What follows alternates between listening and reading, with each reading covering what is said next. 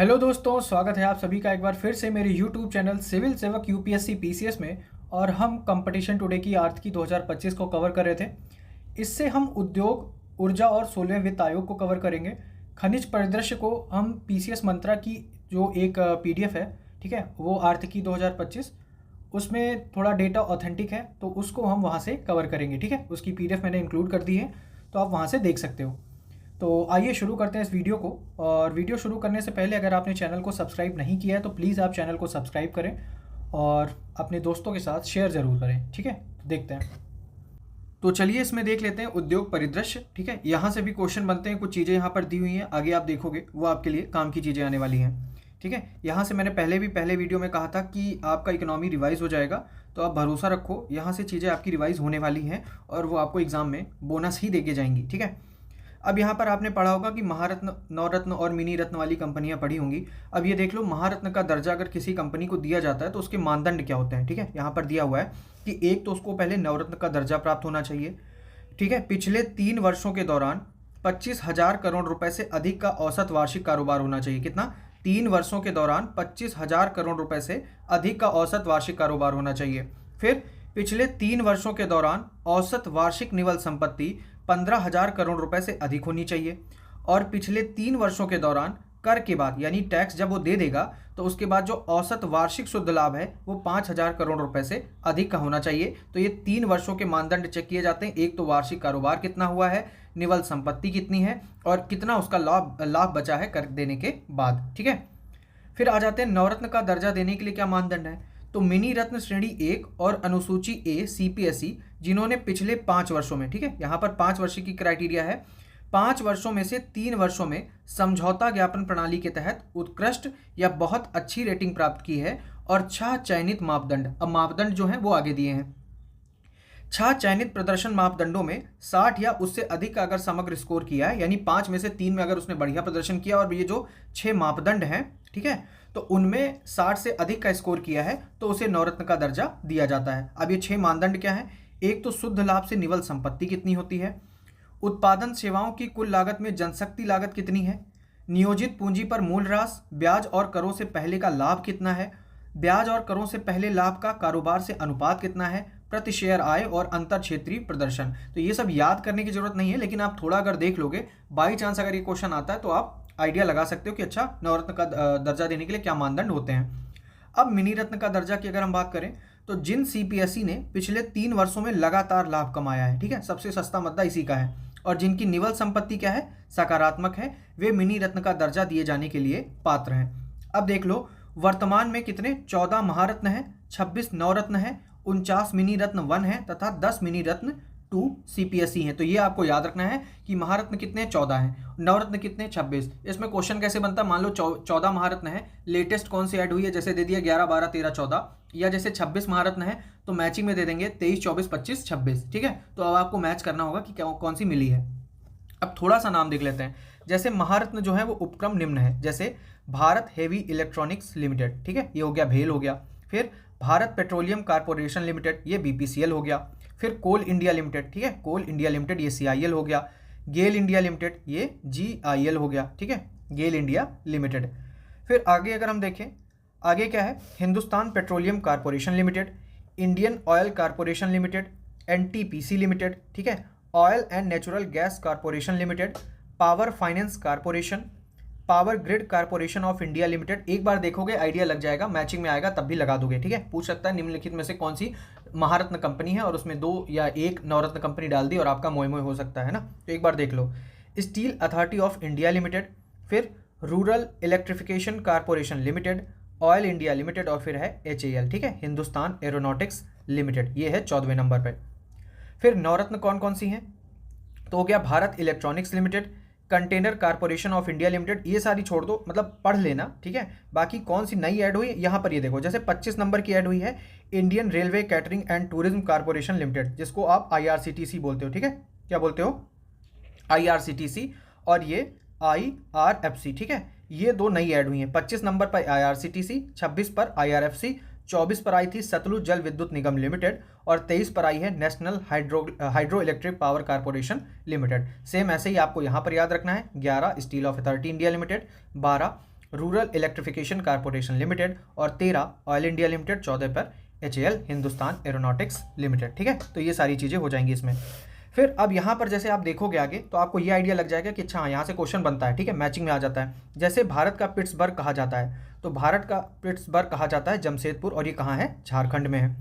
भिलाई कहाँ है? छत्तीसगढ़ में। और बोकारो इस्पात संयंत्र की स्थापना तत्कालीन सोवियत संघ और वर्तमान में इसका नाम क्या है? रूस। तो रूस के सहयोग से की गई थी। ये आपने बेसिक में पढ़ा हो गया। कौन सा हो गया? भिलाई हो गया। ठीक है, भिलाई हो गया और आपका बोकारो। तो आपने ये जो बीबी यानी भिलाई और बोकारो, ठीक है, बीबी आप जो लाए थे वो किसके सहयोग से लाए थे? रूस के सहयोग से लाए थे। और ये क्या है? इस्पात संयंत्र है। ऐसे कुछ वाहियात से ट्रिक बनाते हुए याद करते चलो। ठीक है, बीबी लाए थे किसके साथ? रूस के सहयोग से आप बीबी लाए थे, यानी भिलाई और बोकारो।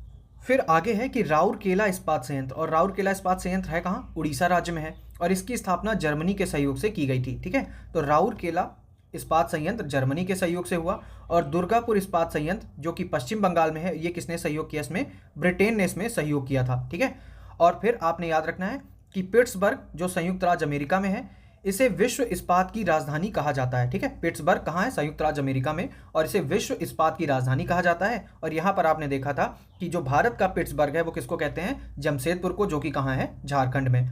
अब विश्व के प्रमुख नगर एवं संबंधित उद्योग, आपने PCS या RO जो भी एग्जाम है आगे देखोगे कि यहाँ से सीधा पूछ लिया जाता है कि ये नगर किस उद्योग से संबंधित हैं, या ये कहाँ किस देश से संबंधित हैं। ठीक है, जैसे हवाना कहाँ? क्यूबा में है, तो ये किससे संबंधित है? सिगार उद्योग से संबंधित है हवाना। ठीक है, अब सिगार में जो हवा चाहिए पहले, ठीक है, हवा डालते हैं आगे से, ऐसे फूक फूक फूक करते हैं, तो ये हवाना सिगार उद्योग हो गया। नगोया, नगोया हो गया सूती वस्त्र और ऑटोमोबाइल्स के लिए। ठीक है, नगोया क्या हो गया? नगोया जापान में है, कहाँ? सूती वस्त्र और ऑटोमोबाइल्स के लिए। अब एक इन्वायरमेंट से रिलेटेड नगोया से क्या फैक्ट है, अगर आप कमेंट में बताना चाहें तो आप बता सकते हैं। फिर डेट्रॉयट की बात करते हैं। डेट्रॉयट कहाँ है? संयुक्त राज्य अमेरिका में, और ये भी ऑटोमोबाइल्स के लिए है। ओसाका कहाँ है? ओसाका है जापान में। ठीक है, ये किसके लिए है? वस्त्र उद्योग से। ओसाका और वस्त्र, ये थोड़ा थोड़ा आप कनेक्ट कर पाओगे। फिर अनशन की बात करें, ठीक है, अनशन कहाँ है? चीन में है। अनशन कहाँ है? चीन में, और यहाँ पर क्या है? लौह इस्पात उद्योग है। संघाई कहाँ है? संघाई चीन में है। ये यहाँ पर क्या है? सूती वस्त्र एवं मशीनरी का उद्योग हमें देखने को मिलता है। फिर है डुंडी। डुंडी कहाँ है? डुंडी स्कॉटलैंड और यूके। ठीक है, डुंडी कहाँ है? स्कॉटलैंड यूके, और यहाँ पर जूट वस्त्र उद्योग है। भारत में जूट वस्त्र उद्योग, मतलब भारत में जूट सबसे ज़्यादा कहाँ होता है? कमेंट में बताना चाहो तो आप बता सकते हो। ठीक है, पिछले वीडियो में हमने देखा था। फिर लेनिनग्राद की अगर हम बात करें तो लेनिनग्राद कहाँ है? रूस में, और यहाँ पर क्या होता है? पोत निर्माण होता है। पिट्सबर्ग कहाँ है? संयुक्त राज्य अमेरिका, ऊपर भी हमने देखा था, और ये क्या है? लौह एवं इस्पात उद्योग के लिए फेमस है। योकोहामा, योकोहामा कहाँ है? जापान में है, और यहाँ पर क्या होता है? पोत निर्माण। ठीक है, तो आपने क्या देखा पोत निर्माण में? एक तो है योकोहामा जापान में, दूसरा लेनिनग्राद जो कि है रूस में। अब अगर हम वेनिस की बात करें, ठीक है, वेनिस कहाँ है? इटली में, और यहाँ पर क्या होता है? कांच निर्माण होता है। ठीक है, कांच निर्माण होता है। मिलान कहाँ है? मिलान है इटली में, तो रेशम वस्त्र उद्योग। ठीक है, ज़्यादातर जो ये शादी करते हैं ना, मिलान में जाके लोग शादी कर रहे हैं। अब जब मिलान में शादी करते हैं रेशमी वस्त्र पहनते हैं, इसे जो शेरवानी वगैरह पहनते हैं वो रेशमी वाला मतलब सीन होता है, तो याद रखना कुछ ऐसा ही। ठीक है, तो मिलान इटली, रेशम वस्त्र उद्योग। फिर चेल्याबिंस्क, चेल्याबिंस्क कहाँ है? रूस में है, और ये धातु एवं मशीनरी के लिए फेमस है। ह्यूस्टन संयुक्त राज्य अमेरिका में, यहाँ पर तेल एवं प्राकृतिक गैस देखने को मिलती है। फिर ब्यूनस आयरस की बात करें तो ये कहाँ है? अर्जेंटीना में। ठीक है, और ये अर्जेंटीना की कैपिटल भी है, जो कि जलपोत निर्माण के लिए फेमस है। फिर कोपेनहेगन, ये कहाँ है? डेनमार्क में। इन्वायरमेंट से रिलेटेड इससे क्या फैक्ट है, अगर कमेंट बॉक्स में बताना चाहें तो बता देना। ठीक है, और यहाँ पर क्या है? डेयरी उद्योग है कोपेनहेगन में। फिर साओ पालो, साओ पालो कहाँ है? ब्राज़ील में है, और ये कॉफ़ी उद्योग के लिए फेमस है। पेरिस, पेरिस तो फ्रांस में। ठीक है, और यहाँ पर क्या होता है? परिवहन एवं एयरक्राफ्ट। ठीक है, परिवहन एवं एयरक्राफ्ट। वुहान, वुहान चाइना, जहाँ से कोविड की शुरुआत हुई थी। ठीक है, तो यहाँ पर क्या होता है? जलपोत एवं लौह इस्पात उद्योग हैं। फ्रैंकफर्ट, फ्रैंकफर्ट कहाँ है? जर्मनी में। ठीक है, फ्रैंकफर्ट कहाँ है? जर्मनी में, और ये इंजीनियरिंग एवं परिवहन से संबंधित उद्योग यहाँ पर हैं। ठीक है, फिर सैन फ्रांसिस्को संयुक्त राज्य अमेरिका, और यहाँ पर क्या होता है? तेल शोधन, कंप्यूटर एवं जलपोत। ठीक है, स्टॉकहोम की बात करें तो स्टॉकहोम स्वीडन में। ठीक है, और यहाँ पर क्या होता है? जलपोत निर्माण होता है, सॉरी। फिर लॉस एंजल्स की बात करें तो संयुक्त राज्य अमेरिका, और ये एयरक्राफ्ट एवं फिल्म। ठीक है, एशन कहाँ है? एशन जर्मनी में है, जो कि लौह इस्पात के लिए फेमस है। तो एक चीज़ याद रखना, ये है एशन, और वो था ऊपर आपने देखा था अनशन। ठीक है, तो अनशन चाइना में है जो कि लोहे के लिए है, और जो एशन है वो जर्मनी में है, ये भी लोहे के लिए है। तो नाम में डिफरेंस है, वो थोड़ा याद रखना आपने।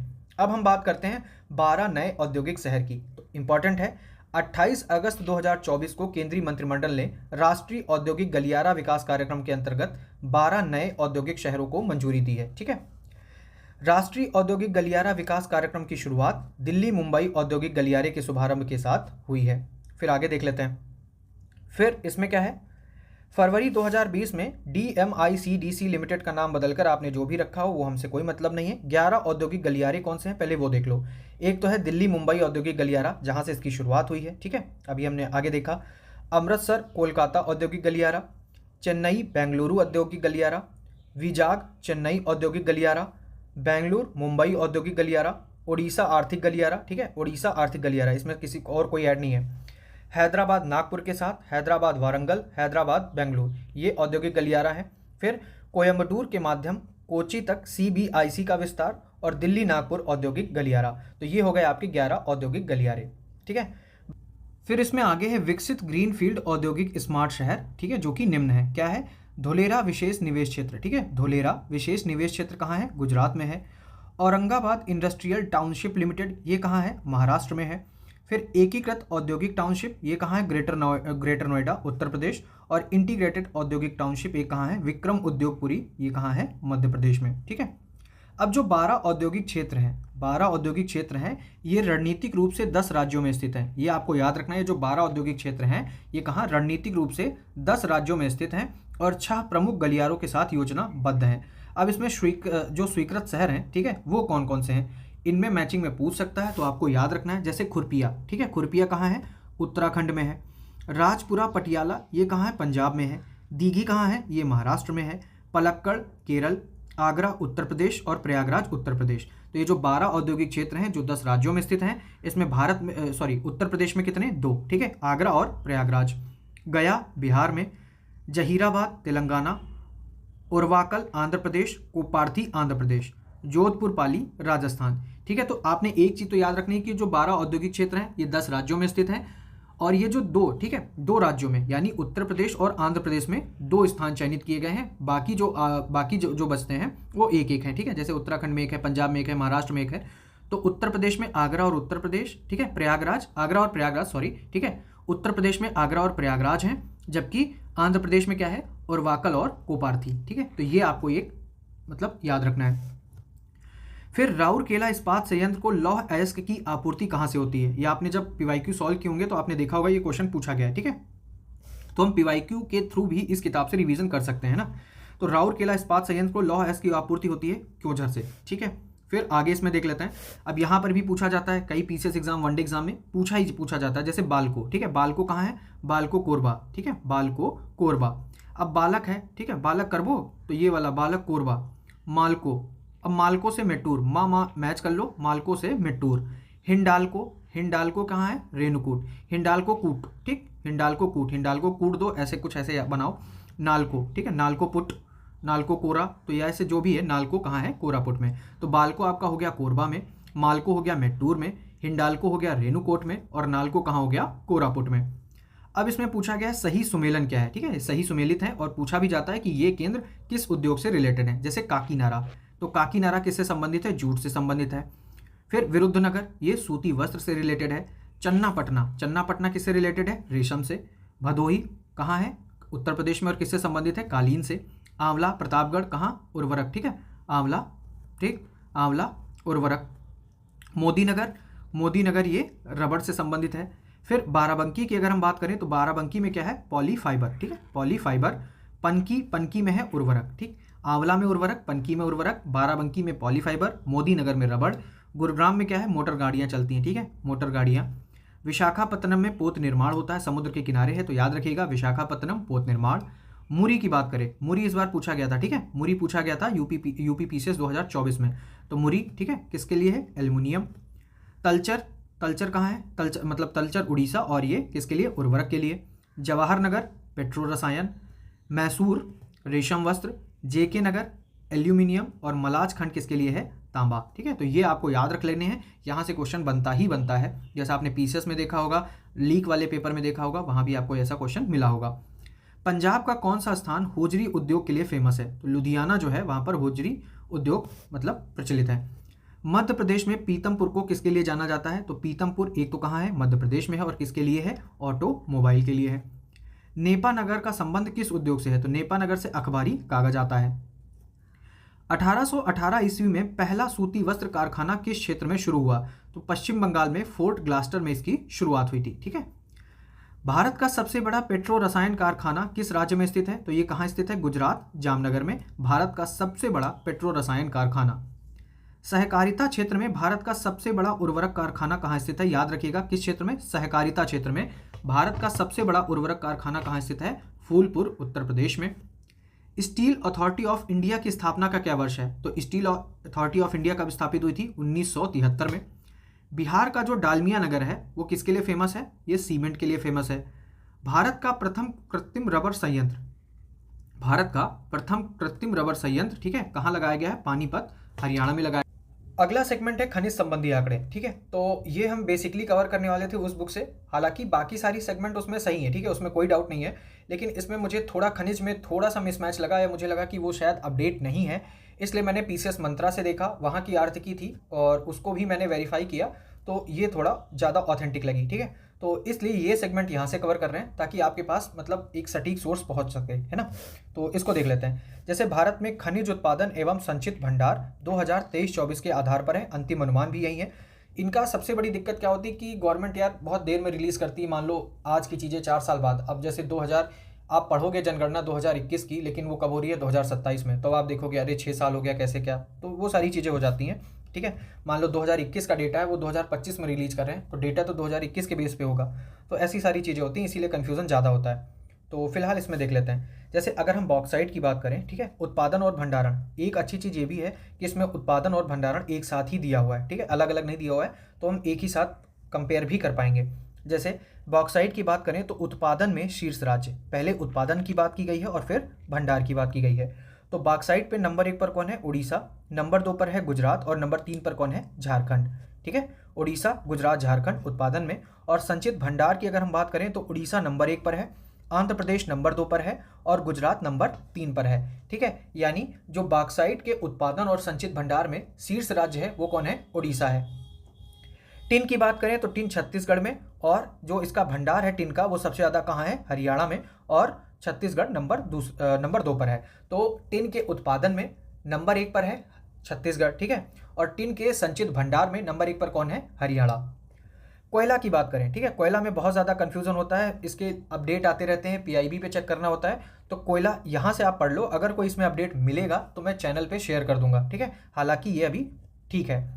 तो कोयला उड़ीसा में सबसे ज़्यादा उत्पादन, उसके बाद छत्तीसगढ़ में सबसे ज़्यादा उत्पादन, फिर होता है झारखंड में सबसे ज़्यादा उत्पादन। फिर संचित भंडार की अगर हम बात करें तो उड़ीसा, झारखंड और छत्तीसगढ़। ठीक है, उड़ीसा, झारखंड और छत्तीसगढ़। अब उत्पादन में आपने क्या याद किया है? क्रम क्या याद किया है? उड़ीसा, छत्तीसगढ़ और झारखंड। ठीक है, OCJ। ठीक है, OCJ। तो अब इसमें याद रखना है, उड़ीसा हो गया, छत्तीसगढ़ हो गया, झारखंड हो गया। ठीक है, ये उत्पादन में हो गए। लेकिन अब संचित भंडार में उड़ीसा तो सेम रहेगा, लेकिन सी की जगह जे आ जाएगा, और जे की जगह सी चला जाएगा।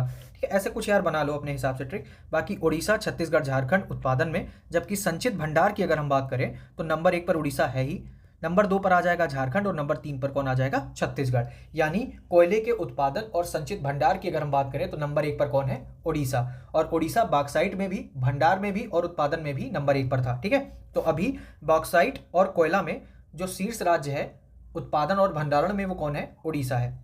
अब कोयले की सर्वाधिक खानों की अगर हम बात करें तो कोयले की सर्वाधिक खान हमें कहाँ देखने को मिलती है? झारखंड में। ठीक है, उसके बाद पश्चिम बंगाल में, फिर देखने को मिलती है मध्य प्रदेश में। अब बात करते हैं मैग्नीज। ठीक है, मैग्नीज सबसे ज़्यादा इसका जो उत्पादन होता है वो मध्य प्रदेश में होता है, इसके बाद महाराष्ट्र में होता है और उड़ीसा में होता है। ठीक है, तो मैग्नीज में शीर्ष राज्य कौन है उत्पादक? तो मध्य प्रदेश, महाराष्ट्र और उड़ीसा। जबकि अगर हम भंडारण की बात करें कि मैग्नीज सबसे ज़्यादा भंडारण उसका कहाँ है, तो उड़ीसा में भंडारण सबसे ज़्यादा है, उसके बाद कर्नाटक में है, और फिर मध्य प्रदेश नंबर 3 पर है।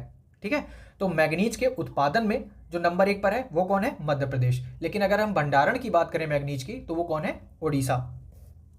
फिर सीसा और जस्ता की बात करते हैं। ठीक है, तो सीसा और जस्ता उत्पादन सबसे ज़्यादा कहाँ हो रहा है? राजस्थान में।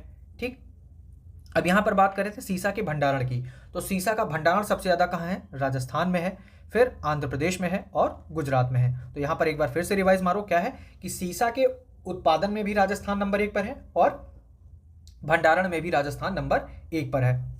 जस्ता, ठीक है, तो जस्ता में कौन है? राजस्थान, नंबर 2 पर महाराष्ट्र और नंबर 3 मध्य प्रदेश। ये भंडारण की बात की जा रही है। तो सीसा और जस्ता सबसे ज्यादा उत्पादन कहाँ हो रहा है? राजस्थान में। भंडारण इनका सबसे ज्यादा कहाँ है? राजस्थान में। तो ऐसे याद रखो, ठीक है। फिर बात करें क्रोमाइट, तो क्रोमाइट का सबसे ज्यादा जो उत्पादन हो रहा है वो कहाँ हो रहा है? उड़ीसा में। और इसका क्रोमाइट का भंडारण सबसे ज्यादा कहाँ है? उड़ीसा में, फिर उसके बाद मणिपुर में और फिर नागालैंड में, ठीक है।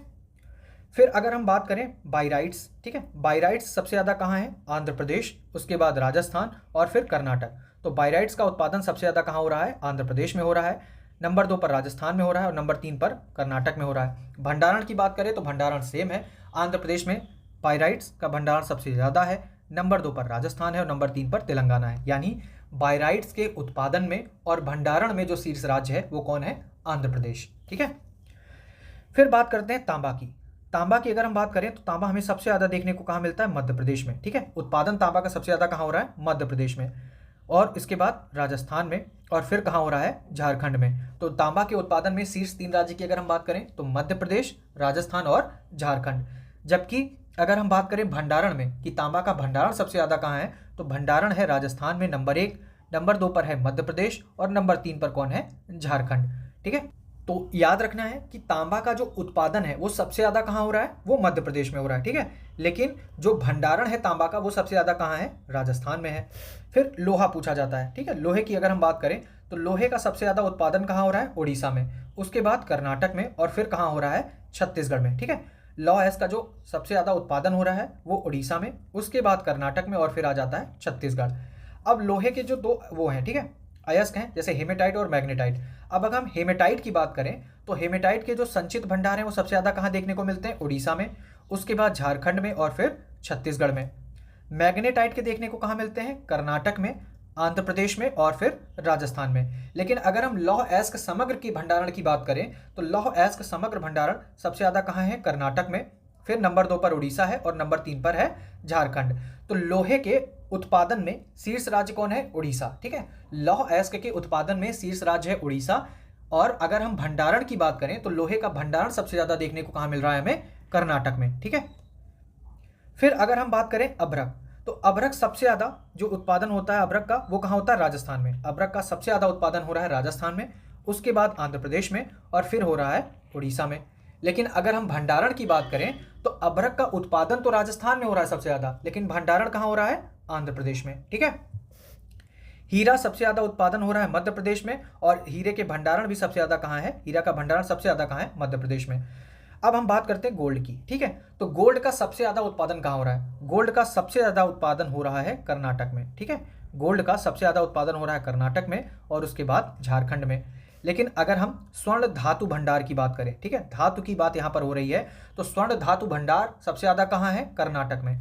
तो स्वर्ण धातु का जो उत्पादन है वो सबसे ज्यादा कहाँ हो रहा है? कर्नाटक में। और उसका जो भंडारण है यानी स्वर्ण धातु का जो भंडारण है वो सबसे ज्यादा कहाँ है?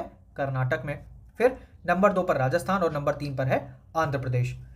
प्राथमिक स्वर्ण अयस्क का सर्वाधिक भंडार, अगर हम अयस्क की बात करें स्वर्ण अयस्क की, उसका सर्वाधिक भंडार हमें कहाँ देखने को मिलता है? बिहार में। तो ये आपको याद रखना, स्वर्ण धातु भंडार की धातु के बेसिस पे अगर हम बात करेंगे तो कर्नाटक, और अगर हम अयस्क के बेसिस पे बात करेंगे तो बिहार आ जाएगा। फिर चांदी की बात करें तो चांदी का सबसे ज्यादा उत्पादन कहाँ होता है? ये हमें आइडिया होगा, राजस्थान में और उसके बाद कर्नाटक में, ठीक है। तो चांदी सबसे ज्यादा हो रही है राजस्थान में और नंबर 2 पर कहाँ हो रही है? कर्नाटक में उत्पादन। और जो चांदी का भंडारण की अगर हम बात करें तो राजस्थान भंडारण नंबर 1, नंबर 2 पर है कर्नाटक और नंबर 3 पर है झारखंड। यानी चांदी के उत्पादन में भी शीर्ष राज्य राजस्थान है और चांदी के भंडारण में भी शीर्ष राज्य कौन है? राजस्थान, ठीक है। तो ये सारी चीजें हो गई। फिर अगर हम बात करें कच्चे तेल की, कच्चा तेल इसका उत्पादन सबसे ज्यादा कहाँ होता है? तो कच्चे तेल के अगर हम उत्पादन की बात करें तो कच्चे तेल के उत्पादन की बात करें तो नंबर 1 पर कौन आ जाता है? अपतटीय क्षेत्र, ठीक है। क्या आ जाता है? अपतटीय क्षेत्र। नंबर 2 पर आ जाता है राजस्थान, नंबर 3 पर गुजरात, ठीक है। और भंडारण में भी अपतटीय क्षेत्र, फिर असम और उसके बाद गुजरात। तो ये आपको याद रखना है, कच्चे तेल के उत्पादन में कौन सा एरिया? अपतटीय क्षेत्र, और भंडारण भी अपतटीय क्षेत्र में। प्राकृतिक गैस की बात करें, ठीक है, नेचुरल गैस की बात करें तो उत्पादन सबसे ज़्यादा कहाँ होता है? अपतटीय क्षेत्र में होता है। तो कच्चे तेल और प्राकृतिक गैस का उत्पादन सबसे ज़्यादा कहाँ हो रहा है? अपतटीय क्षेत्र में, और इनका भंडारण भी कहाँ है? अपतटीय क्षेत्र में, ठीक है। रॉक फॉस्फेट की बात करें तो रॉक फॉस्फेट सबसे ज़्यादा देखने को कहाँ, रॉक फॉस्फेट का उत्पादन सबसे ज़्यादा कहाँ हो रहा है? राजस्थान में, और उसके बाद हो रहा है मध्य प्रदेश में।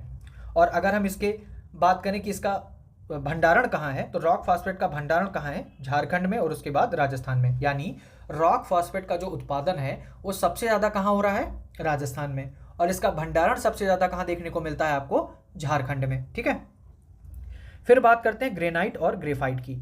तो ग्रेनाइट की अगर हम बात करें तो ग्रेनाइट का कर्नाटक एवं राजस्थान, ठीक है, ये शीर्ष, लगभग इनके शायद डेटा सेम हो रहे होंगे, इसलिए इन्हें शीर्ष उत्पादक में रखा गया है। दो राज्यों को, कर्नाटक एवं राजस्थान शीर्ष उत्पादक हैं ग्रेनाइट के, और नंबर 2 पर है झारखंड। जबकि ग्रेनाइट का जो भंडारण है वो सबसे ज़्यादा कहाँ है? राजस्थान में, ठीक है। फिर अगर हम ग्रेफाइट की बात करें तो ग्रेफाइट का सबसे ज़्यादा उत्पादन कहाँ हो रहा है? ग्रेफाइट, ठीक है, ग्रेफाइट का सबसे ज़्यादा उत्पादन कहाँ हो रहा है? तमिलनाडु में, उसके बाद उड़ीसा में, और फिर झारखंड में। तो यानी ग्रेफाइट के उत्पादन में नंबर 1 पर कौन है? तमिलनाडु, नंबर 2 पर उड़ीसा, नंबर 3 पर झारखंड, ठीक है। अब यहीं अगर हम बात करें अरुणाचल प्रदेश, ठीक है, ये भंडारण में आ जाता है। तो ग्रेफाइट का जो उत्पादन है वो सबसे ज़्यादा कहाँ देखने को मिल रहा है? तमिलनाडु में, लेकिन जो भंडारण है वो हमें देखने को कहाँ मिल रहा है? अरुणाचल प्रदेश में, ठीक है। फिर अगर हम बात करें मैग्नेसाइट, ठीक है, मैग्नेसाइट की अगर हम बात कर लें, अगर आपको बीच में ये देखने हो तो आप देख लेना, बाकी जो इंपॉर्टेंट है उन्हें देख लेते हैं। जैसे मैग्नेसाइट की बात करें तो मैग्नेसाइट का उत्पादन सबसे ज़्यादा कहाँ हो रहा है? उत्तराखंड में, ठीक है, उत्तराखंड में सबसे ज़्यादा मैग्नेसाइट का उत्पादन भी हो रहा है, और भंडारण भी मैग्नेसाइट का सबसे ज़्यादा कहाँ देखने को मिलता है? उत्तराखंड में।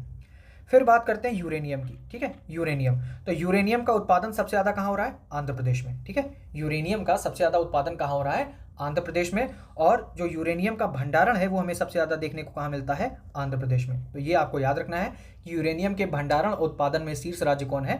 आंध्र प्रदेश, ठीक है।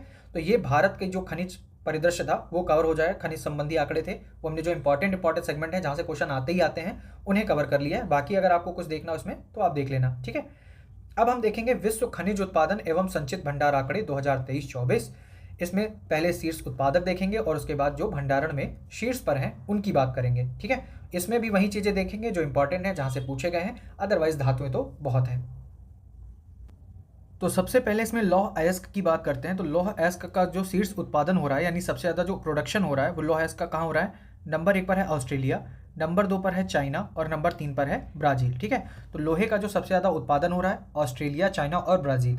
अब इसमें मिसमैच क्या है कि किसी ने यार थोड़ा पीछे का दे रखा है, किसी ने थोड़ा आगे का दे रखा है, लेकिन ये लेटेस्ट है और ये सही है, ठीक है। इसको मैंने वेरीफाई भी किया है। तो अगर हम भंडारण की बात करें तो लोहा सबसे ज़्यादा देखने को मिलता है ऑस्ट्रेलिया में, उसके बाद ब्राज़ील में, और फिर रूस में। यानी लोहे का जो सबसे ज़्यादा उत्पादन हो रहा है वो कहाँ? ऑस्ट्रेलिया में। अगर भंडारण की बात करें तो वो कहाँ हो रहा है? ऑस्ट्रेलिया में। फिर बात करते हैं बॉक्साइट की, ठीक है। बॉक्साइट की अगर हम बात करें तो सबसे ज़्यादा प्रोडक्शन कहाँ हो रहा है? ऑस्ट्रेलिया में, उसके बाद गिनी में, और फिर चाइना में। और अगर हम भंडारण की बात करें बॉक्साइट की, तो बॉक्साइट का भंडारण सबसे ज़्यादा कहाँ देखने को मिलता है? गिनी में, फिर वियतनाम में, और फिर ऑस्ट्रेलिया में। यानी बॉक्साइट का जो उत्पादन है वो सबसे ज़्यादा कहाँ हो रहा है? ऑस्ट्रेलिया में, लेकिन जो भंडारण है बॉक्साइट का वो सबसे ज़्यादा कहाँ है? गिनी में। फिर एल्यूमिनियम की बात करते हैं। एल्यूमिनियम के उत्पादन में नंबर 1 पर कौन है? चाइना, नंबर 2 पर कौन है? रूस, और नंबर 3 पर है भारत। यानी एल्यूमिनियम के उत्पादन में भारत का स्थान क्या है? तीसरा। यहाँ पर भंडारण का डेटा नहीं दिया है तो इसको आप छोड़ दो। तो एल्यूमिनियम का सबसे ज़्यादा उत्पादन कहाँ हो रहा है? चाइना, और एल्यूमिनियम के उत्पादन में भारत का स्थान क्या है? तो वो है तीसरा, ठीक है। फिर अगर हम बात करें कोयला, ठीक है, कोयला की बात करते हैं। तो कोयला को जो कोयला है, कोयला का जो सबसे ज़्यादा उत्पादन हो रहा है वो कहाँ हो रहा है? चाइना में, ठीक है। कोयला का सबसे ज़्यादा उत्पादन कहाँ हो रहा है? चाइना में, उसके बाद हो रहा है भारत में, और फिर कहाँ हो रहा है? इंडोनेशिया में। यानी कोयला उत्पादन में जो शीर्ष 3 कंट्री हैं, ठीक है, टॉप 3 कंट्रीज़ की अगर हम बात करें तो चाइना, इंडिया और इंडोनेशिया। यानी कोयले के उत्पादन में भारत का स्थान क्या है? दूसरा, ठीक है। और अगर हम कोयले के भंडारण की बात करें तो सबसे ज़्यादा कोयला भंडार कहाँ है? अमेरिका में, उसके बाद रूस में, और फिर है ऑस्ट्रेलिया में। तो ऐसे याद रखो कि कोयले के उत्पादन में नंबर 1 पर कौन है? चाइना, लेकिन भंडारण में कौन है? भंडारण में है अमेरिका। फिर अगर हम तांबा की अगर हम बात करते हैं तो तांबा का उत्पादन है वो सबसे ज़्यादा किन 3 देशों में हो रहा है? तो तांबा का सबसे ज़्यादा उत्पादन हो रहा है चिली में, ठीक है। प्रोडक्शन कहाँ हो रहा है सबसे ज़्यादा तांबा का? चिली में, उसके बाद पेरू में और फिर हो रहा है चीन में। और तांबा का जो भंडारण है वो सबसे ज़्यादा कहाँ है, चिली में, ठीक है। उसके बाद ऑस्ट्रेलिया में और फिर पेरू में। यानी तांबा के उत्पादन और भंडारण में जो शीर्ष देश है वो कौन है, चिली है। फिर अगर हम कच्चे तेल की बात करें, 2023 से डेटा रिलेट किया गया है, ठीक है, FAO की रिपोर्ट होगी उसमें आया था। तो कच्चा तेल की अगर हम बात करें तो कच्चा तेल सबसे ज़्यादा उत्पादन हो रहा है अमेरिका में। कच्चे तेल का सबसे ज़्यादा उत्पादन कहाँ हो रहा है, अमेरिका में। उसके बाद हो रहा है सऊदी अरब में और फिर हो रहा है रूस में। लेकिन अगर हम भंडारण की बात करें कच्चे तेल की तो सबसे ज़्यादा जो ये भंडार है वो कहाँ है, वेनेजुएला में। कच्चे तेल का सबसे जो भंडार है, ठीक है, वो सबसे ज़्यादा कहाँ है, वेनेजुएला में। नंबर 2 पर सऊदी अरब और नंबर 3 पर है कनाडा। यानी कच्चे तेल के उत्पादन में नंबर 1 पर कौन सा देश है, नंबर 1 पर देश है अमेरिका, ठीक है। कच्चे तेल के उत्पादन में नंबर 1 पर है अमेरिका। और अगर हम भंडारण की बात करें कच्चे तेल की तो वो सबसे ज़्यादा कहाँ है, वेनेजुएला में। फिर अगर हम हीरा की बात करें तो हीरा उत्पादन में टॉप 3 कंट्रीज कौन है, रूस, बोत्सवाना और कनाडा, ठीक है। हीरा उत्पादन में नंबर 1 पर कौन है, रूस, नंबर 2 पर है बोत्सवाना और नंबर 3 पर कौन है, कनाडा। और अगर हम भंडारण की बात करें तो भंडारण भी रूस में सबसे ज़्यादा है, फिर बोत्सवाना में है, लेकिन नंबर 3 पर यहाँ पर भंडारण में कनाडा की जगह कॉन्गो आ जाता है, ठीक है। तो याद रखिएगा हीरे के उत्पादन में नंबर 1 पर कौन सा देश है, रूस है, और भंडारण में भी रूस है। सोना की अगर हम बात करें, गोल्ड, तो गोल्ड का उत्पादन सबसे ज़्यादा कौन कर रहा है, चाइना कर रहा है। उसके बाद ऑस्ट्रेलिया कर रहा है और फिर कौन कर रहा है, रूस कर रहा है। जबकि अगर हम गोल्ड के भंडारण की बात करें तो ऑस्ट्रेलिया नंबर 1 पर है, रशिया नंबर 2 पर है और दक्षिण अफ्रीका जो है वो नंबर 3 पर है। तो याद रखिएगा जो गोल्ड की अगर हम बात करते हैं तो गोल्ड का उत्पादन सबसे ज़्यादा कहाँ हो रहा है, चाइना में। और भंडारण कहाँ है गोल्ड का सबसे ज़्यादा, वो है ऑस्ट्रेलिया में, ठीक है। फिर सीसा की बात करते हैं तो सीसा का उत्पादन सबसे ज़्यादा कर रहा है चाइना, उसके बाद ऑस्ट्रेलिया, तो और फिर अमेरिका। यानी सीसा उत्पादन में टॉप 3 कंट्रीज कौन है, चाइना, ऑस्ट्रेलिया और अमेरिका। और अगर हम भंडारण की बात करें सीसा के तो सीसा भंडारण में टॉप 3 कंट्री हैं, ठीक है। टॉप 3 कंट्रीज कौन सी हैं, नंबर 1 पर ऑस्ट्रेलिया, उसके बाद चाइना और फिर आ जाता है पेरू, ठीक है। फिर हम अगर प्राकृतिक गैस की बात करें, प्राकृतिक गैस की अगर हम बात करते हैं तो प्राकृतिक गैस के उत्पादन में नंबर 1 पर कौन है, अमेरिका, ठीक है। नंबर 1 पर है अमेरिका, नंबर 2 पर है रूस और नंबर 3 पर है ईरान। और प्राकृतिक गैस का जो भंडारण है वो हमें सबसे ज़्यादा देखने को कहाँ मिलता है, रूस में, उसके बाद ईरान में और फिर नंबर 3 पर कौन है, कतर। तो याद रखिएगा कि प्राकृतिक गैस का जो भंडारण है उसमें तीसरे नंबर पर कौन आता है, भंडारण में कतर तीसरे नंबर पर आता है, नंबर 1 पर रूस आता है और नंबर 2 पर आता है ईरान, ठीक है। फिर बात करते हैं यूरेनियम की। यूरेनियम की अगर हम बात करें तो यूरेनियम का जो उत्पादन है वो सबसे ज़्यादा कहाँ हो रहा है, कजाकिस्तान में, ठीक है। यूरेनियम का जो सबसे ज़्यादा उत्पादन हो रहा है वो कजाकिस्तान में हो रहा है। नंबर 2 पर है कनाडा और नंबर 3 पर कौन है, नामीबिया, ठीक है। तो यूरेनियम उत्पादन में टॉप 3 कंट्रीज हैं, कजाकिस्तान, कनाडा और नामीबिया। लेकिन अगर हम भंडारण की बात करें किसके, यूरेनियम की, तो सबसे ज़्यादा भंडारण अगर यूरेनियम के भंडारण की बात करें तो सबसे ज़्यादा भंडार कहाँ पर है, कौन सा देश है, वो है ऑस्ट्रेलिया, नंबर 2 पर है कजाकिस्तान और नंबर 3 पर देखने को मिलता है कनाडा। तो याद रखिएगा यूरेनियम उत्पादन में शीर्ष देश है कजाकिस्तान और भंडारण में शीर्ष देश है ऑस्ट्रेलिया। यहाँ पर चांदी छूट गई, चांदी देख लेते हैं, है ना। तो चांदी का उत्पादन सबसे ज़्यादा कहाँ हो रहा है, चांदी का उत्पादन सबसे ज़्यादा हो रहा है मैक्सिको में, उसके बाद चाइना में और फिर पेरू में। तो चांदी का उत्पादन जो 3 कंट्रीज़ में हो रहा है सबसे ज़्यादा प्रोडक्शन, वो कहाँ, मैक्सिको, चाइना और पेरू, ठीक है। फिर अगर हम बात करें कि चांदी का भंडारण हमें कहाँ देखने को मिलता है सबसे ज़्यादा, किस देश में देखने को मिलता है, तो देखने को मिलता है कहाँ, पेरू में और फिर ऑस्ट्रेलिया और फिर चाइना में। यानी चांदी का उत्पादन सबसे ज़्यादा देखने को कहाँ मिल रहा है हमें, मैक्सिको में, और भंडारण की अगर हम बात करें तो कहाँ है, पेरू में, ठीक है। फिर आगे देख लेते हैं। तो इस तरीके से आपका ये जो विश्व का खनिज उत्पादन और जो देश में मतलब भारत का जो खनिज परिदृश्य था वो हमने कवर कर लिया है। बाकी इस मैगजीन में और जो महत्वपूर्ण परीक्षोपयोगी तथ्य हैं उन्हें देख लेते हैं। मैंने पहले ही बोला था कि इसको यहाँ से क्यों हटाया है, तो आप वहाँ से देख लेना। फिर आगे देख लेते हैं महत्वपूर्ण परीक्षोपयोगी तथ्य, ठीक है। इसमें क्या है, तो इसमें क्या है कि प्रसिद्ध लौह अयस्क खान, ठीक है। यहाँ पर मैचिंग के लिए आता है कि भाई ये जो खान है ये कहाँ पर स्थित है या लौह अयस्क के जो क्षेत्र हैं वो किस राज्य में है, ये ऐसा मैचिंग का आता है, ठीक है। आपको आइडिया होगा। जैसे कुद्रेमुख कहाँ है, कर्नाटक में है। अब बैलाडीला लौह अयस्क की खान है, ठीक है। बैलाडीला कहाँ है, छत्तीसगढ़ में है। नाथरा की पाल एवं थूर हुंडूर क्षेत्र, ठीक है, ये कहाँ है, नाथरा की पाल एवं थूर हुंडूर क्षेत्र, ठीक है, हुंडेर क्षेत्र सॉरी, ये है उदयपुर राजस्थान में। गुआ एवं चिड़िया खान, ठीक है, गुआ एवं चिड़िया खान ये कहाँ है, पश्चिमी सिंहभूम झारखंड में। फिर अगर हम बात करें कि मोरिजा नीमला ये कहाँ है? जयपुर राजस्थान में। और गुरुम हिसानी लौह की खान है, ये कहाँ है? उड़ीसा में। फिर है एशिया का श्रेष्ठ जस्ता एवं सीसा भंडार भीलवाड़ा जिले के रामपुर आगोचा क्षेत्र में है। जस्ता के अन्य भंडार क्षेत्र हैं, कहाँ है? राजपुर दरीबा क्षेत्र राजसमंद राजस्थान, भोतंग क्षेत्र सिक्किम, रियासी ये कहाँ है? जम्मू कश्मीर में। ठीक है। जावर की खान राजस्थान चांदी और जस्ता उत्पादन के लिए प्रसिद्ध है। तो जावर की खान कहाँ है? राजस्थान में। ये चांदी और जस्ता उत्पादन के लिए फेमस है। अब भारत में तांबा के प्रमुख क्षेत्र कहाँ हैं? जैसे मलाजखंड बालाघाट मध्य प्रदेश में है। खेतड़ी या खेतरी झुंझुनू राजस्थान में। मोसाबनी, ठीक है, मोसाबनी पूर्वी सिंहभूमि झारखंड, चंदरपुर महाराष्ट्र, हासन कर्नाटक और खम्माम तेलंगाना, ये सब क्या है? ये तांबा के प्रमुख क्षेत्र हैं। फिर ओडिशा में कालाहांडी, ठीक है, कालाहांडी कहाँ है? उड़ीसा में। कोरापुर एवं रायगढ़, ठीक है, उड़ीसा में कालाहांडी, कोरापुर एवं रायगढ़। गुजरात में खेड़ा, देवभूमि द्वारका, झारखंड में लातेहार, गुमला और लोहरदगा, ठीक है, लोहरदगा कहाँ है? झारखंड में है। छत्तीसगढ़ के कोंडागांव कांकेर, ठीक है, छत्तीसगढ़ का कोंडागांव कांकेर, कबीरधाम जगदलपुर, ये सब क्या है? बॉक्साइट के प्रमुख क्षेत्र हैं। तो बॉक्साइट के प्रमुख क्षेत्र ओडिशा में कालाहांडी, कोरापुर और रामगढ़, गुजरात में खेड़ा, देवभूमि द्वारका, झारखंड में लातेहार, गुमला और लोहरदगा, और छत्तीसगढ़ में कोंडागांव कांकेर, कबीरधाम जगदलपुर। ठीक है, तो ये बॉक्साइट के प्रमुख क्षेत्र हो गए। कोडरमा ये कहाँ है? झारखंड में। ये अभ्रक खनिज के लिए प्रसिद्ध है। अभ्रक लिखा है, मैं भी इसको पढ़ रहा हूँ, अभ्रक। तो कोडरमा झारखंड अभ्रक खनिज के लिए फेमस है और कोडरमा को अभ्रक की राजधानी भी कहा जाता है।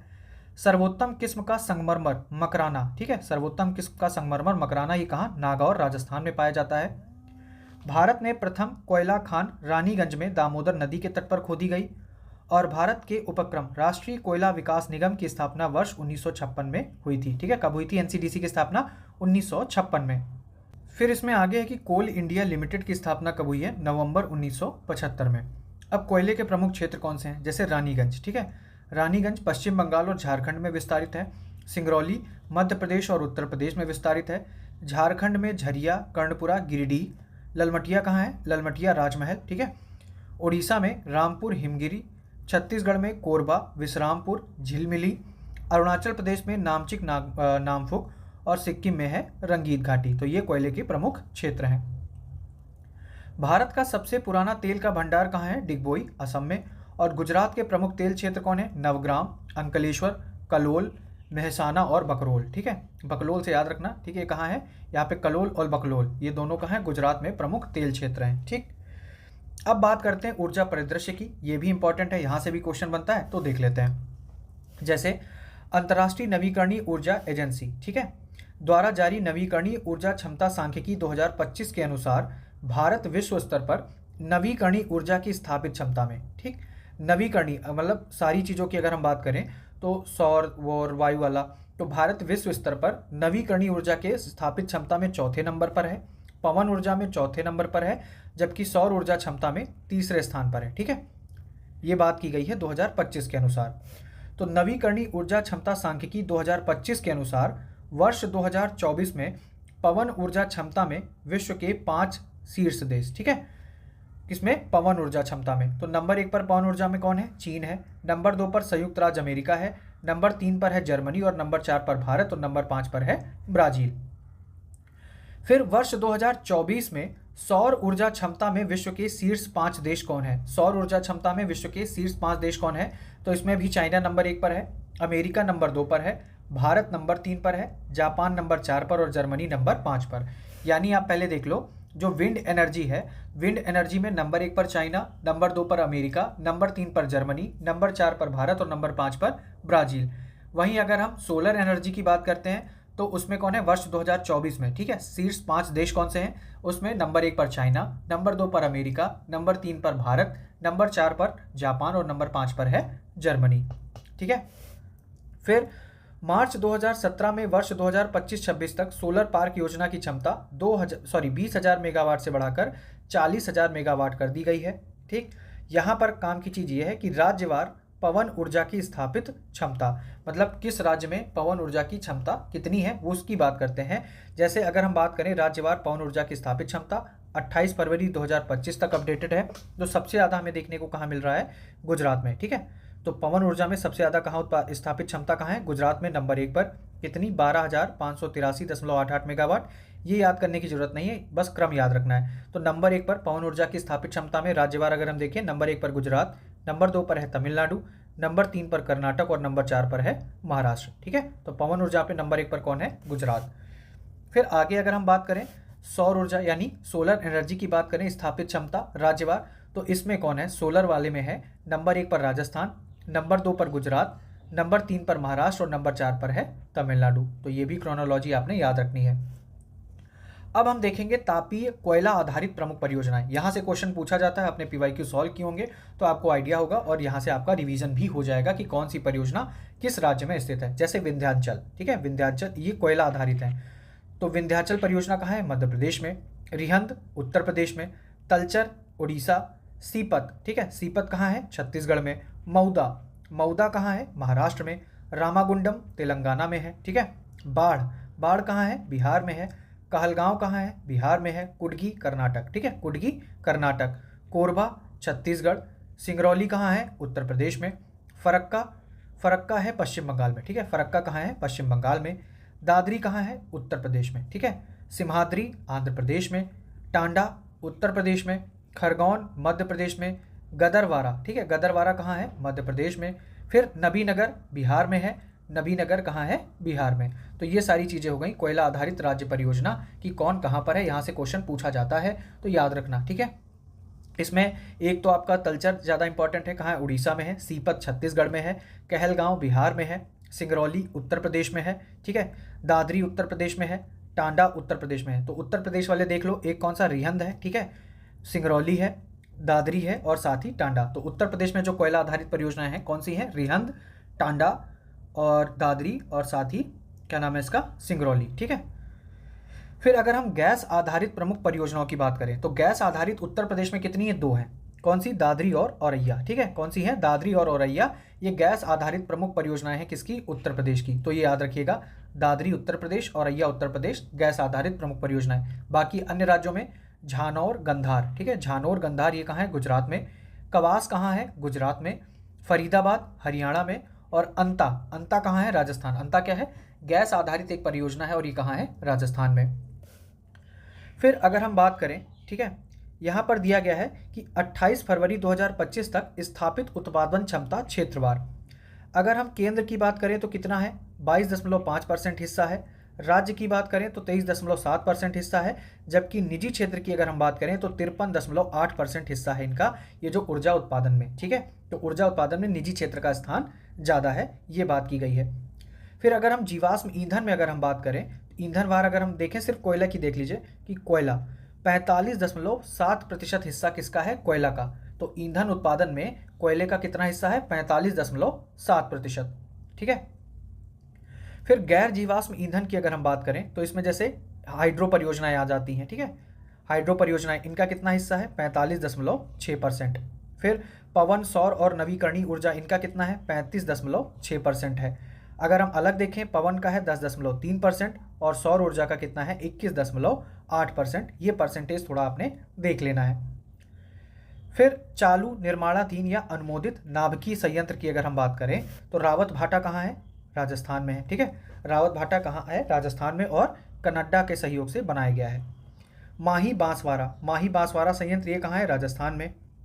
काकरापार ये कहाँ है? गुजरात में। तारापुर महाराष्ट्र। कैगा कर्नाटक। ठीक है, कैगा कहाँ है? कर्नाटक में। कुडनकुलम तमिलनाडु, ये जो कुडनकुलम है तमिलनाडु, ये रूस के सहयोग से बना है। कलपक्कम तमिलनाडु। ठीक है, जैतपुर महाराष्ट्र और ये फ्रांस के सहयोग से बना है।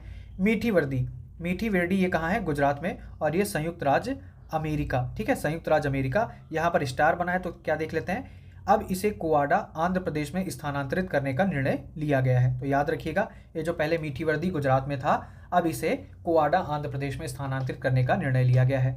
ठीक है, चुटका कहाँ है? चुटका है मध्य प्रदेश में। नरौरा उत्तर प्रदेश में। कोवाडा आंध्र प्रदेश में। भीमपुर मध्य प्रदेश और हरिपुर पश्चिम बंगाल में। ठीक है। फिर आगे देखें, सतारा महाराष्ट्र पवन ऊर्जा संयंत्र के लिए प्रसिद्ध है। जो ये सतारा है, ये सतारा महाराष्ट्र में ये पवन ऊर्जा संयंत्र के लिए फेमस है। सितंबर 2024 में अंतर्राष्ट्रीय सौर गठबंधन में 101वां सदस्य देश कौन बना है? नेपाल बना है। ठीक है, और सवा आप देख लो, सवा कौन बना है? पराग्वे बना है। अभी फिलहाल इसमें ज़्यादा मेंबर हो गए हैं, उनकी डिटेल हम देख लेंगे। फिर परीक्षा प्रश्न अगर हम देखें, भारत में ऊर्जा उत्पादन में सर्वाधिक अंश है उष्मीय थर्मल ऊर्जा का, ठीक है। एनटीपीसी का सुपर ताप विद्युत उत्पादन केंद्र स्थापित है, कहाँ है? फरक्का में। Ramagundam super thermal power station कहाँ है? तेलंगाना में, हमने देखा था। किस देश के सहयोग से ओबरा ताप विद्युत केंद्र की स्थापना की गई है? तो ये रूस के सहयोग से की गई है ओबरा ताप विद्युत केंद्र की स्थापना। भारत में प्रचुर मात्रा में उपलब्ध महत्वपूर्ण नाभिकीय ईंधन कौन सा है? थोरियम। ये प्रचुर मात्रा में भारत में उपलब्ध है। भारत के प्रथम न्यूक्लियर ऊर्जा स्टेशन की स्थापना कहाँ हुई? तो ये कहाँ हुई है? तारापुर, महाराष्ट्र में। राणा प्रताप सागर पर विद्युत ग्रह स्थापित है, कहाँ? रावतभाटा में। भारत में सर्वाधिक ज्वारीय शक्ति उत्पादक तटीय क्षेत्र कौन सा है? खंभात तट, ठीक है। सर्वाधिक ज्वारीय शक्ति उत्पादक तटीय क्षेत्र कौन है? खंभात तट। तो ये वाला ऊर्जा वाला सेगमेंट हो गया। अब बात करते हैं परिवहन सेगमेंट की। तो इसमें क्या है कि सड़क परिवहन और राजमार्ग मंत्रालय का गठन वर्ष 2009 में किया गया था। फिर सड़क परिवहन और राजमार्ग मंत्रालय द्वारा जारी वार्षिक रिपोर्ट 2024-25 के अनुसार भारत का सड़क नेटवर्क लगभग 63.45 लाख किलोमीटर है, जो कि विश्व का दूसरा सबसे बड़ा सड़क नेटवर्क है। राष्ट्रीय राजमार्ग की कुल लंबाई कितनी है? 1,46,195 किलोमीटर है, ठीक है। ये जो NHAI है, ये कभी कभी क्रोनोलॉजी में पूछता है, तो याद रखिएगा, ये जो भारतीय राष्ट्रीय राजमार्ग प्राधिकरण है, इसका प्रचालन ये कब आया? 1995 में ये प्रचालन में आया। अब अगर हम बात करें राष्ट्रीय राजमार्गों का राज्य संघ राज्य क्षेत्रवार विवरण, ठीक है, यानी किस राज्य में ये जो कुल लंबाई है राष्ट्रीय राजमार्गों की वो सबसे ज़्यादा कहाँ देखने को मिलती है? तो नंबर 1 पर आप देखोगे महाराष्ट्र में, ठीक है। महाराष्ट्र में सबसे ज़्यादा देखने को मिलेगी 18,462, नंबर 1 पर महाराष्ट्र आ जाता है। फिर नंबर 2 पर उत्तर प्रदेश आ जाता है, कितना? 12,123, और नंबर 3 पर आ जाता है आपका राजस्थान, ठीक है। तो ये याद रखिएगा, ये जो मतलब किस राज्य में ये जो राष्ट्रीय राजमार्गों की लंबाई सबसे ज़्यादा है, तो नंबर 1 पर कौन है? महाराष्ट्र है, नंबर 2 पर है उत्तर प्रदेश, और नंबर 3 पर किसका स्थान है? राजस्थान का। तो सड़कों की लंबाई में महाराष्ट्र भारत में पहले स्थान पर है, जबकि दूसरे स्थान पर उत्तर प्रदेश है। भारत का सबसे लंबा राष्ट्रीय राजमार्ग कौन है? NH-27, ठीक है। NH-27 भारत का सबसे लंबा राष्ट्रीय राजमार्ग है, जिसकी लंबाई कितनी है? 4,112.62 किलोमीटर। फिर भारत का सबसे छोटा राष्ट्रीय राजमार्ग NH-327 क्या है? NH-327 है, जिसकी कुल लंबाई कितनी है? 1.20 किलोमीटर। फिर स्वर्णिम चतुर्भुज परियोजना भारत के 4 महानगरों दिल्ली, मुंबई, चेन्नई और कोलकाता को आपस में जोड़ती है। इसकी कुल लंबाई 5,846 किलोमीटर है। पूर्व पश्चिम गलियारा सिलचर असम को पोरबंदर से तथा उत्तर दक्षिण गलियारा श्रीनगर जम्मू कश्मीर को कन्याकुमारी से जोड़ता है। तो ये जो पूर्व पश्चिम गलियारा ये क्या करता है? सिलचर को पोरबंदर, सिलचर कहाँ है? असम में, तो सिलचर को पोरबंदर से जोड़ता है पूर्व पश्चिम गलियारा, जबकि जो उत्तर दक्षिण गलियारा है ये श्रीनगर को कन्याकुमारी से जोड़ता है। बाकी पूर्व पश्चिम गलियारा तथा उत्तर दक्षिण गलियारा एक दूसरे को काटते कहाँ हैं? मतलब इनका मिलन स्थान कहाँ है? झांसी, उत्तर प्रदेश में। फिर लॉर्ड डलहौजी के कार्यकाल में भारत में सर्वप्रथम रेल 1853 बॉम्बे से थाने के बीच में चलाई गई थी, ये आपको पता होगा, ठीक है।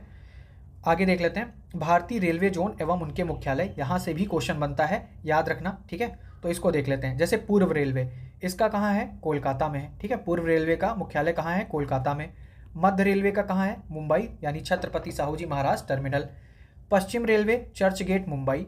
दक्षिण रेलवे का कहाँ है? चेन्नई में है। उत्तर रेलवे का मुख्यालय कहाँ है? नई दिल्ली में।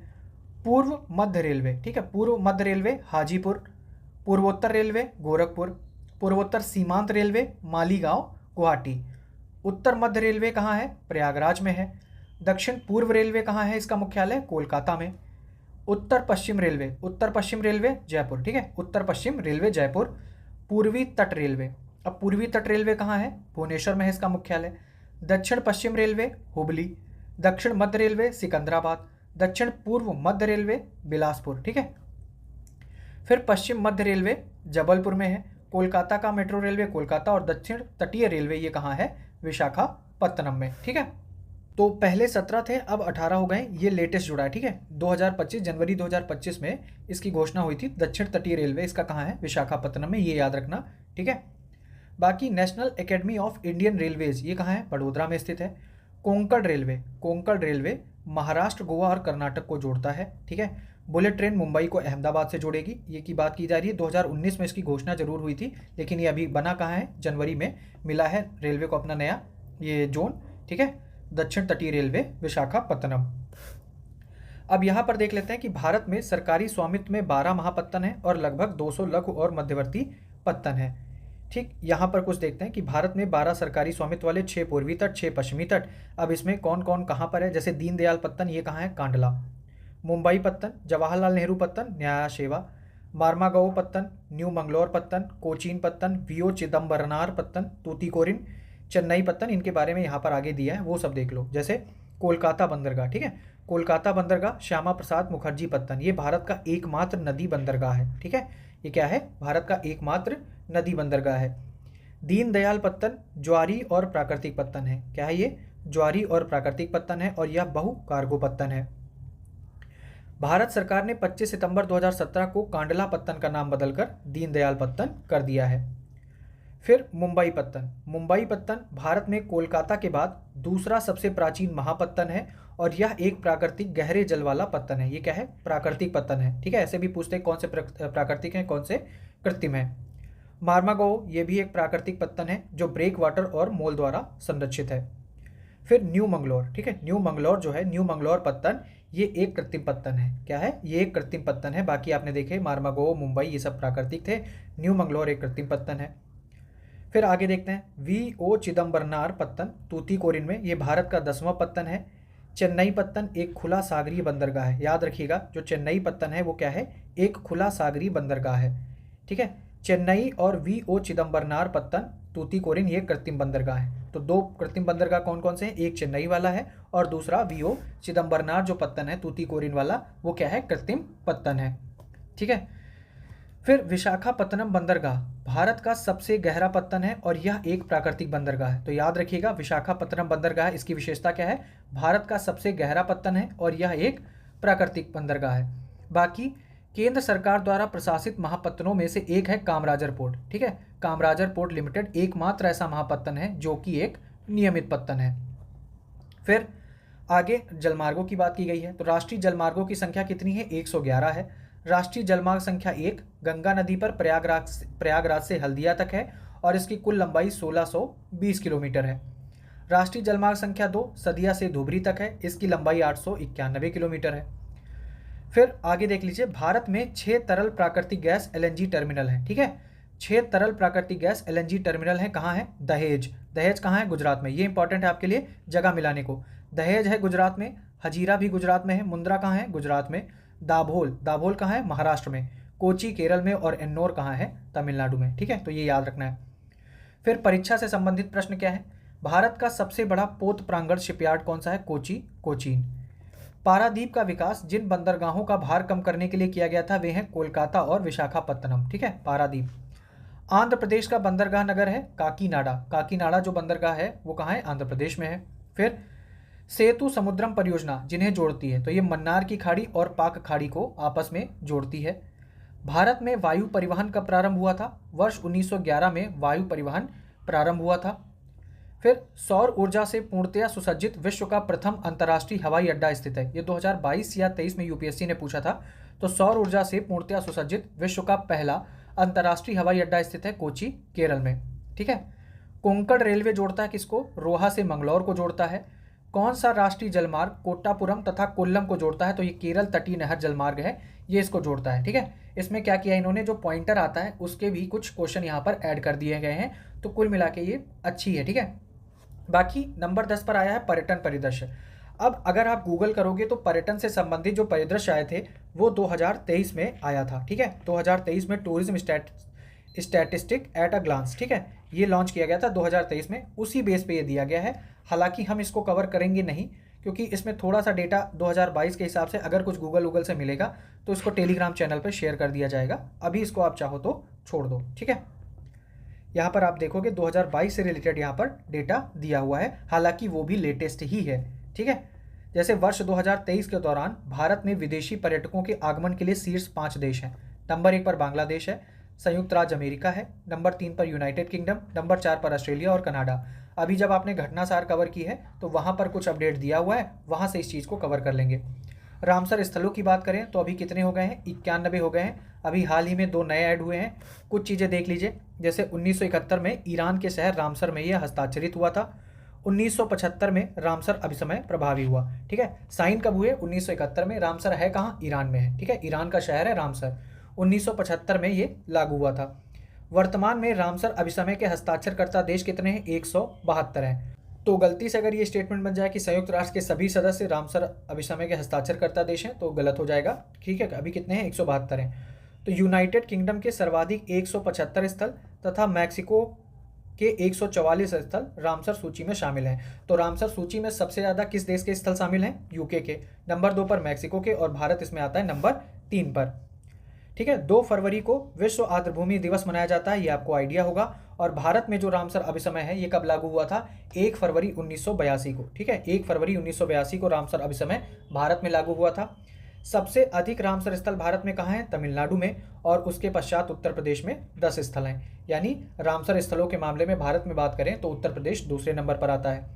अभी ये अपडेट हो गई है, यहाँ पर 89 दिए हैं, जब ये आई थी अभी 2-4 दिन पहले ही अपडेट हुए हैं, उसको टेलीग्राम चैनल पे शेयर भी किया था।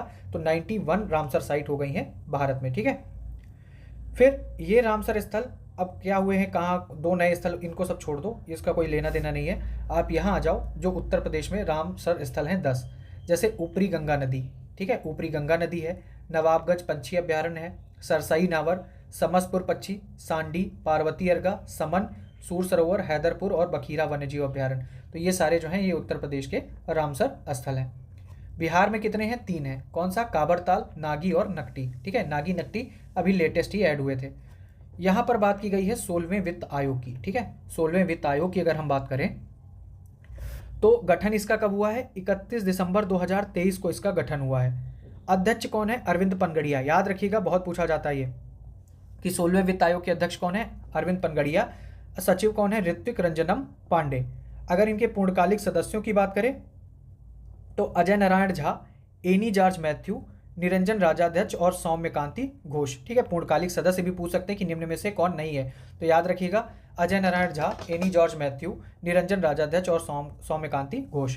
वित्त आयोग का गठन कैसे होता है? आर्टिकल 280 के बारे में आपने पढ़ा होगा, राष्ट्रपति गठन करता है। ठीक है, राष्ट्रपति गठन करता है। तो नीति आयोग के पूर्व उपाध्यक्ष और कोलंबिया विश्वविद्यालय के प्रोफेसर डॉक्टर अरविंद पनगड़िया इस आयोग के अध्यक्ष हैं। ऋत्विक रंजनम पांडे को इस आयोग का सचिव नियुक्त किया गया है। क्या सिफारिशें होंगी वो सारी चीज़ें बाद में देखेंगे। बाकी हम यहाँ पर देख लेते हैं 15वें वित्त आयोग की रिपोर्ट।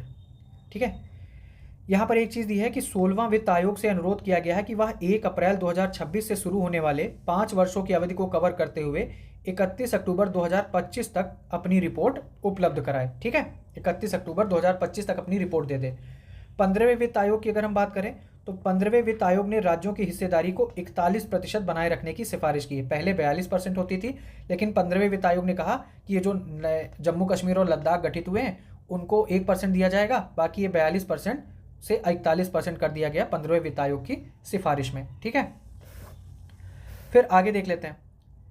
अब इसमें यहाँ पर देख लीजिए जो हिस्सेदारी है, मतलब किस हिसाब से इनका जो वित्त है वो तय किया जाता है कि किसको कितना दिया जाएगा। एक तो जनसंख्या के हिसाब से, फिर क्षेत्रफल के हिसाब से, वन और पारिस्थितिकी के हिसाब से, आय का अंतर, कर और राजकोषीय प्रबंधन और जनसांख्यिकी, इस आधार पर ये जो वित्त है वो हस्तांतरित किया जाता है, ये आपको याद रखना है।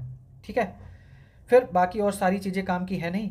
स्थानीय निकायों को वर्ष 2021 से 2026 की अवधि के लिए 4,36,361 करोड़ रुपए का कुल अनुदान देने की सिफारिश की गई है 15वें वित्त आयोग के द्वारा। ठीक है, और सारी चीज़ें छोड़ना हो तो छोड़ दो, ये लिस्ट देखनी हो देख लो, कोई मतलब नहीं है। बाकी यहाँ पर वित्त आयोगों की सूची दी है, कभी कभी इसमें क्रोनोलॉजी पूछ लेते हैं कि भाई कब क्या कैसे हुआ, वो देख लेते हैं।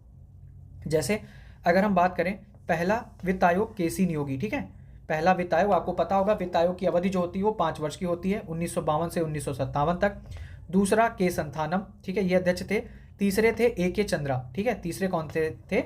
ए के चंद्रा। अगर आप देखोगे तो तीसरे की अवधि होनी चाहिए थी 1962 और 5 1967। ठीक है, 62 5 67 5 साल की होनी चाहिए थी, लेकिन ये 4 साल तक रहा।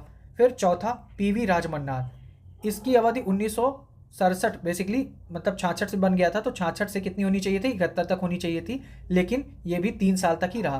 तो ये याद रखना, जो तीसरा वित्त आयोग था वो 4 साल तक रहा, चौथा जो वित्त आयोग था वो 3 साल तक रहा। फिर 5वें के थे महावीर त्यागी, छठे के ब्रह्मानंद रेड्डी, 7वां जे एम सेलाट। अब इसके बाद यहाँ पर आ जाओ 12वां के कौन है? सी रंगराजन। 13वें के डॉक्टर विजय एल केलकर, ठीक है। 12वां बना है 2005 से 2010 के बीच में। 13वां बना है 2010 से 2015 के बीच में। 14वां बना है डॉक्टर वाई वी रेड्डी, ठीक है, ये थे अध्यक्ष 2015 से 2020। 15वां एन के सिंह 2020-21 से 2021-26।